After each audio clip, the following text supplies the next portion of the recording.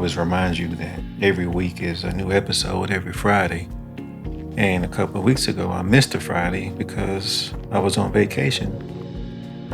That's no excuse, but I did take a vacation, and before I left, it was my number one intent to upload the episode that I already had prepared so that I wouldn't be behind, so that I could stay on schedule of my weekly Friday uploads for the podcast. That didn't happen because I just forgot. Well, I didn't forget.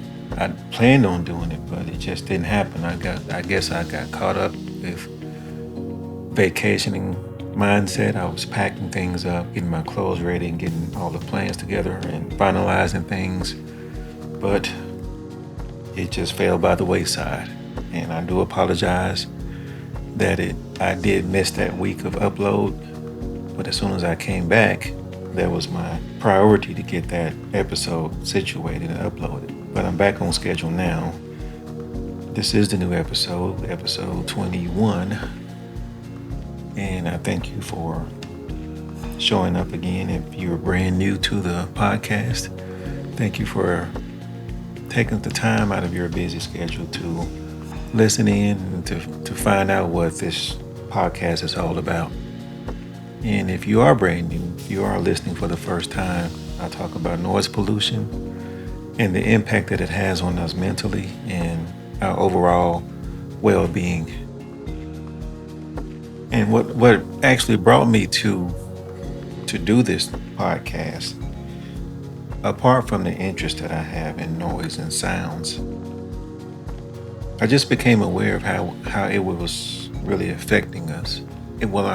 I became more curious as to know if it was affecting us. I knew that noise itself can be irritating, but how the irritation affects us mentally became curious to me. So I started doing research. I started learning more and more about noise and what it does to us, and just overall sounds and how it can affect us.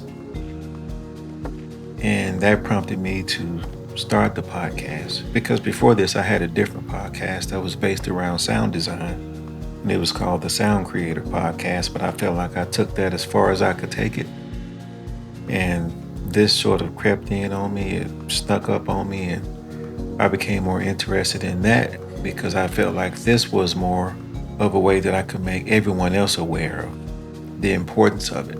So let's just say this is an awareness campaign that I bring to you guys every week, because I'm still learning more and more about noise pollution. And as I learn, I share with you so you can learn.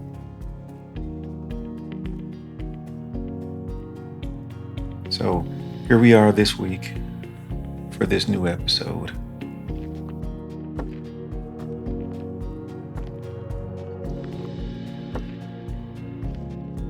If you've been following along with all the other episodes, it's probably easier to piece things together and link things up, because I do reach back sometimes, or I give different examples of noise pollution in different scenarios, and especially how it affects me, because I'm always using myself as an example, because I think that I'm the best example, because I suffer from it every day just the same way the next person does. What I have found that there's a common belief that noise pollution and noise in general mainly bothers young people or senior citizens or the elderly people. But that's not true.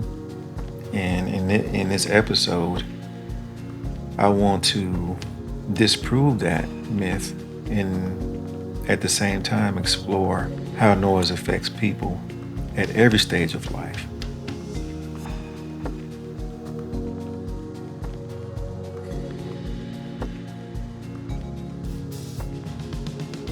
First, let's talk about babies.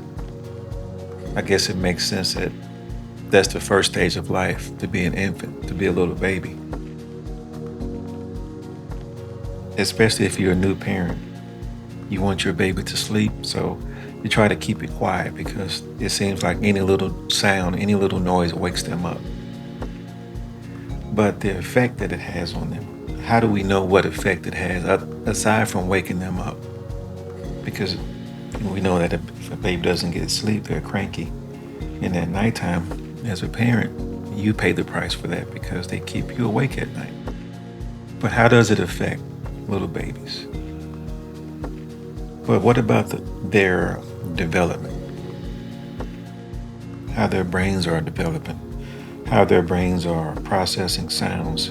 It's different the way our brains are processing sounds because our brains are more capable of filtering out noises. And some of us have developed so much where we could sleep through a thunderstorm. We could sleep through anything. But little babies, their brains can't filter out all of these sounds just yet. And so if, in my opinion, and I'm just speaking from opinion, I'm not speaking from a person that's an expert in the field, especially for child development. I'm just speaking from my own personal opinion. Not even personal experience, but this is just my personal opinion about that subject. Because I feel like if their brains are so small yet, still trying to filter out, or they don't even know that they can filter out yet, it's just what's going on. I would think that a little baby hears noise or hears sounds. It's just an immediate overload because their brains are not fully developed yet. So if you imagine a baby trying to sleep with loud construction sounds or a TV that's just blasting, how does that affect their brain development? Does it slow their brain development down in some way? Research shows that constant noise can lead to issues that does slow brain development in babies. Some of them may develop learning disabilities or have problems learning. And studies also show that babies that live in noisy environments or not just living but are exposed to noisy environments have more trouble with language development. And in turn, this has a long-term effect on communication skills and at times their performance in school, academic performance. A lot of us don't really think about white noise machines because I don't think it's just that popular, especially where I live. In the part of the United States where I live, I don't think that white noise machines are really popular because I never really hear people talk about them. What they do is they mask disruptive sounds. If I can have a fan in my ear or directly close to me while I'm asleep, I don't hear anything else. Because without that, the slightest sound wakes me up. If there's a window, sounds do reflect from the window. They do come in somehow. It's not the direct sound, but you just can't keep out everything. It's impossible. So it's good to keep the noise down. Find a way to keep the noise down. It's impossible to escape it, but you can focus on keeping it down and to protect their ears, to protect their little brains that's starting to develop, starting to figure out all these sounds that they hear. Now I know that they hear sounds when they're in their mama's belly. I know they're used to hearing noise and used to hearing sounds, but it's still in development. And I think the number one sound that they're probably used to hear is their mother's voice. This will be the first episode in a series that I'm doing on the topic about noise and how it affects different stages of life. The next episode, as we move up in the stages of the age of life. So I'm talking about infants now, little babies. And the next stage will be children. When I say children, I mean young children. As we move into the teenage years and the adult years and the senior years, I decided to break this up into a series so I could spend ample time on each stage. Just to wrap up this first episode, or the first episode in the series,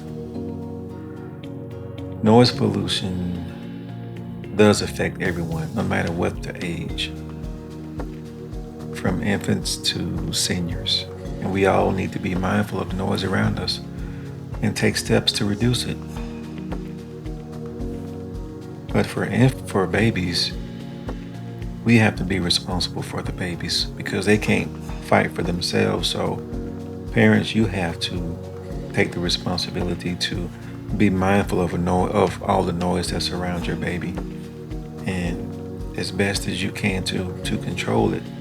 Like I said earlier, it's impossible to keep the noise out totally, but there are ways to reduce the noise around them, like the white noise machine, curtains over the windows, or in some cases, if the noise is too loud coming from the windows, you can place blankets over the windows or inside the window sill to help keep a lot of that noise from coming in. So thank you for tuning in to this episode of the Cedric Black Podcast. And I hope that you found this information helpful. And don't forget to check back every week for the next episode, and if you have any questions or feedback, feel free to reach out. Until next time, stay mindful of your surroundings and take care.